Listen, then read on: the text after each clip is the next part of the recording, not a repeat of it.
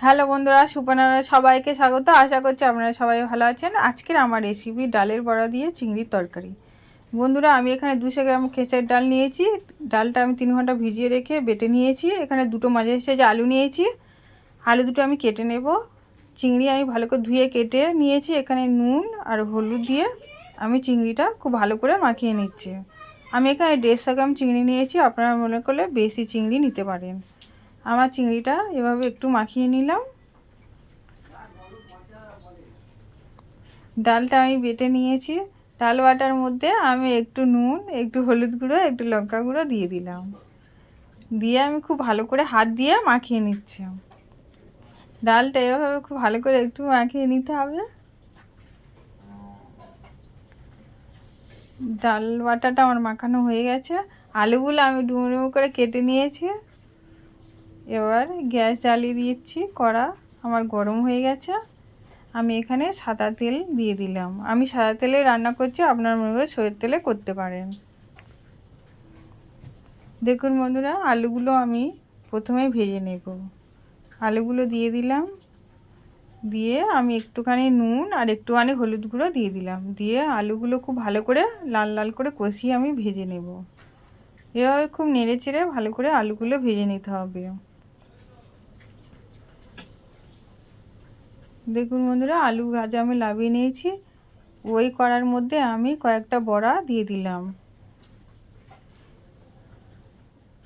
এভাবে বড়াগুলোর এক পিঠ হয়ে গেলে আর এক পিঠ উল্টে দিতে হবে। আমি একটু উল্টে একটু খুন্তির সাহায্যে চ্যাপটা চ্যাপটা করে দিচ্ছি। আমি বড়া আকারগুলো একটু চ্যাপটা চ্যাপটাই করব।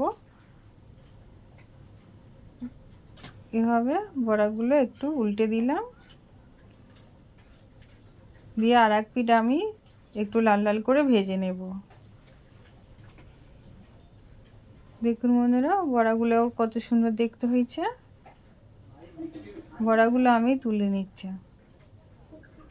এভাবে সব বাকি বড়াগুলো আমি ভেজে নিয়েছি। এবার ওই কড়ার মধ্যে আর একটু সাদা তেল আমি দিয়ে দিলাম। দিয়ে কেটে রাখা পেঁয়াজ, কাঁচা লঙ্কা আমি দিয়ে দিলাম। দিয়ে এখানে 1 চামচ আদা বাটা, 1 চামচ রসুন বাটা আর 1 চামচ জিরে বাটা আমি দিয়ে দিলাম। দিয়ে একটু ভালো করে কষিয়ে নিচ্ছে।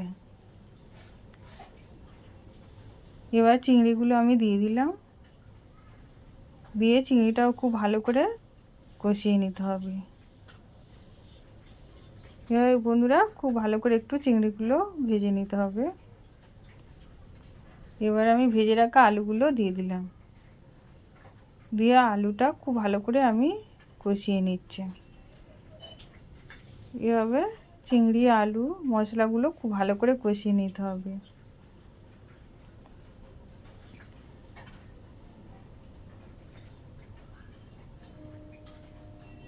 দেখুন বন্ধুরা, আমি এবার এখানে একটু স্বাদ মতো নুন দিয়ে দিলাম। 1 চামচ হলুদ গুঁড়ো, 1 চামচ লঙ্কা গুঁড়ো দিয়ে দিলাম। দিয়ে খুব ভালো করে এভাবে কষিয়ে নিচ্ছে। বন্ধুরা, আমার এই রেসিপিটি প্রথম থেকে শেষ পর্যন্ত দেখার জন্য অনুরোধ রইল। বন্ধুরা, ইউটিউব থেকে দেখে থাকলে চ্যানেল সাবস্ক্রাইব করে, ফেসবুক থেকে গেলে পেজটা ফলো করে রাখবেন। আমি এখানে ভেজে রাখা জিরের গুঁড়ো 1 চামচ আর ভেজে রাখা ধনের গুঁড়ো 1 চামচ দিয়ে দিলাম। দিয়ে সেটাও খুব ভালো করে আমি কষিয়ে নিচ্ছি। এভাবে খুব ভালো করে নেড়ে চেড়ে কষিয়ে নিতে হবে। তরকারিটা বন্ধুরা যতটা ভালো করে কষানো হয়, খেতে ঠিক ততটাই খুব ভালো লাগে। এভাবে খুব নেড়ে চেড়ে ভালো করে ভেজে নিচ্ছে।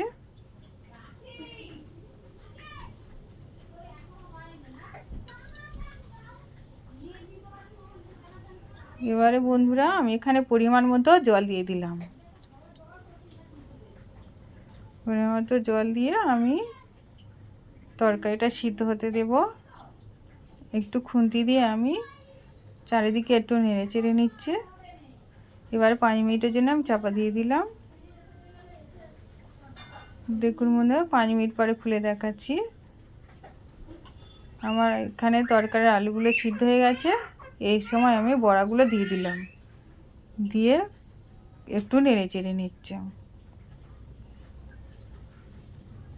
এখানে খুব সামান্য একটু চিনি দিলাম বন্ধুরা, আপনারা মনে করলে চিনিটা দিতে পারেন, নাও দিতে পারেন।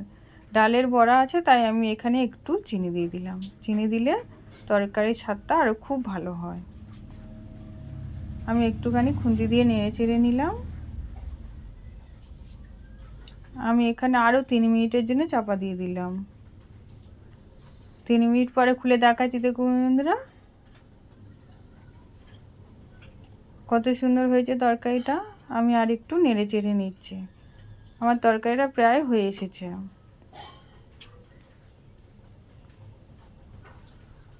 এবার খুব ভালো করে একটু ফুটিয়ে নিতে হবে। দেখুন বন্ধুরা তরকারিটা হয়ে গেছে। আমি এবারে গ্যাস বন্ধ করে দিয়েছি। আমি বাটিতে সাজিয়ে দেখাচ্ছি বন্ধুরা। দেখতেও যতটা সুন্দর হয়েছে, খেতেও ঠিক ততটাই সুন্দর হবে। বন্ধুরা আমার এই রেসিপিটি যদি ভালো লেগে থাকে একটা লাইক, কমেন্ট আর শেয়ার করে দেবেন।